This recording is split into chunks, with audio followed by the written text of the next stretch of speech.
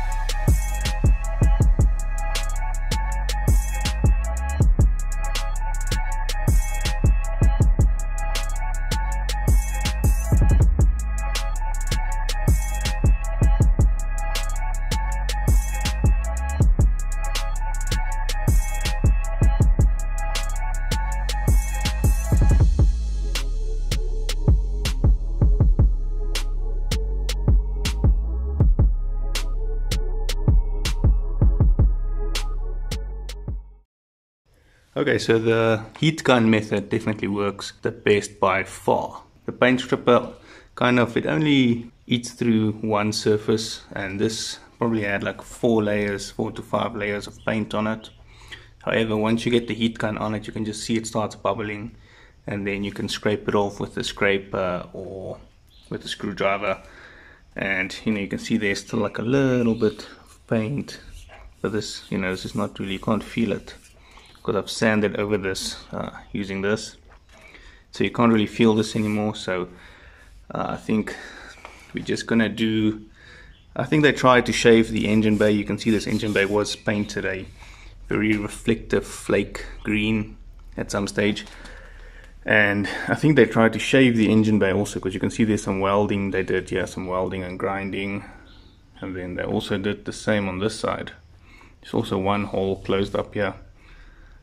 So I think they tried to shave the engine bay, but they probably, after 2 holes decided, it's not worth it. It's too much work, because I mean, this thing is full of holes. You're going to be welding for quite a while to get all these holes closed. So I'm going to make some filler and just fill these areas so I can just sand it smooth, because the surface is quite rough. As you can see where they grinded here.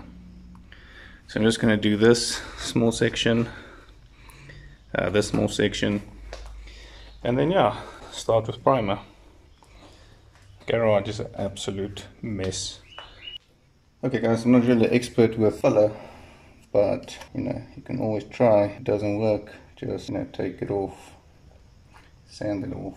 Also don't really have the right equipment, but I do have this casino card that I found in my girlfriend's purse, and I'm not going to ruin it, so I'll just put it back when I'm done. The previous time I worked with this, I've worked with this stuff once. The last time I did was actually on the bumper, in my first video. And many of the comments said the filler came loose, the old filler that was on there, and that I should have repaired it. The thing is, I did, but I made such a mess of it that I didn't show it on camera. I just showed the result, and I guess many people didn't see that I actually replaced those sections of body filler with new filler. But it didn't go well last time, so I'm not really expecting it to go very well this time.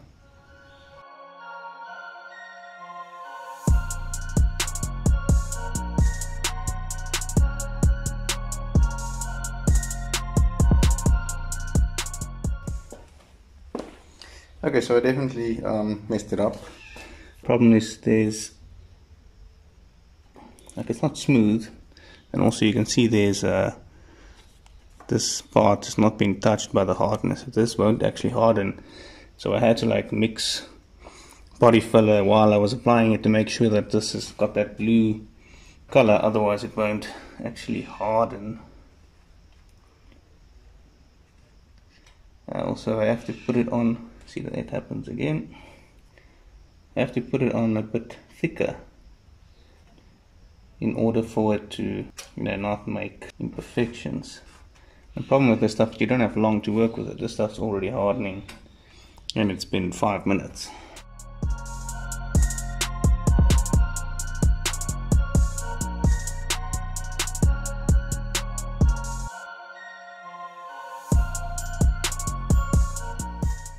Okay, so I've taped everything up, used some newspaper just to block all the holes going into the car. I've taped up some of these brake lines with insulation tape and the rest with tin foil. I think tin foil is much easier. Used foil on this one because I ran out of tape. The loom is also wrapped in foil. It's covered up the windshield with newspaper and taped up the throttle cable. I also did some minor just spot putty on some areas where I think we had some little cracks and stuff. Just use spot putty on that. But yeah, this has been much more work than I anticipated, especially this cradle part. I heated up my spray can. So yeah, this is going to be a rattle can job. This is just a normal off-the-shelf one.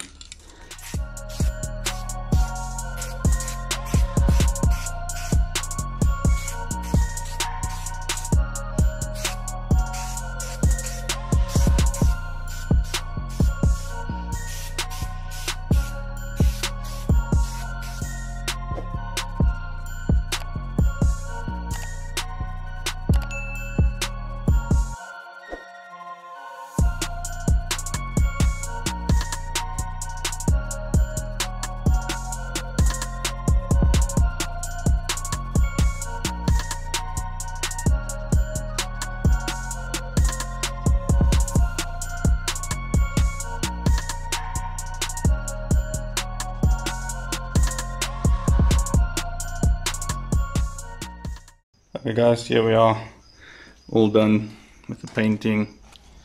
Also, for some reason I didn't notice this.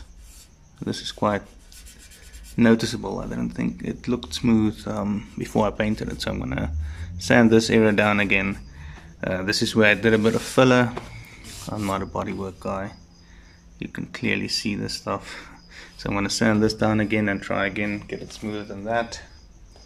Same with this side. And if for some reason there's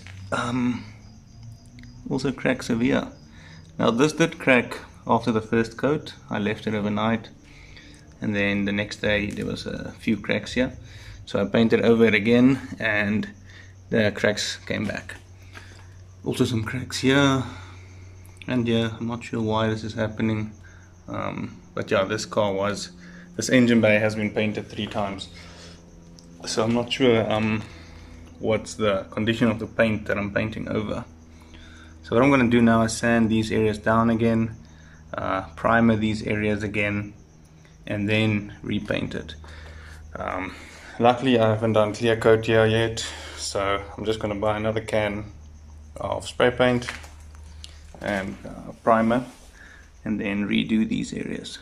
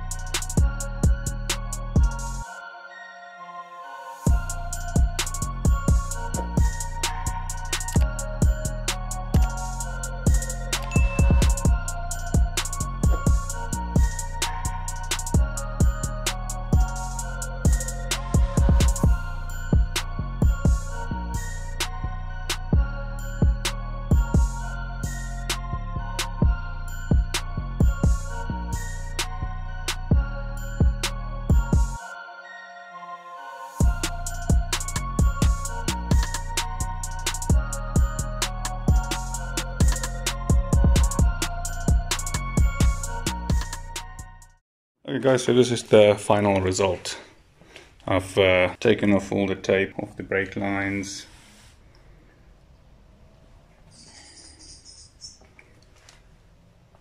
Except for these little, just to keep stuff from going into the fuel and brake lines. I mean, other than that, I think it came out really well. If I look at the screen, it looks a bit lighter blue. In person, it's a bit, you know, it's a way darker blue.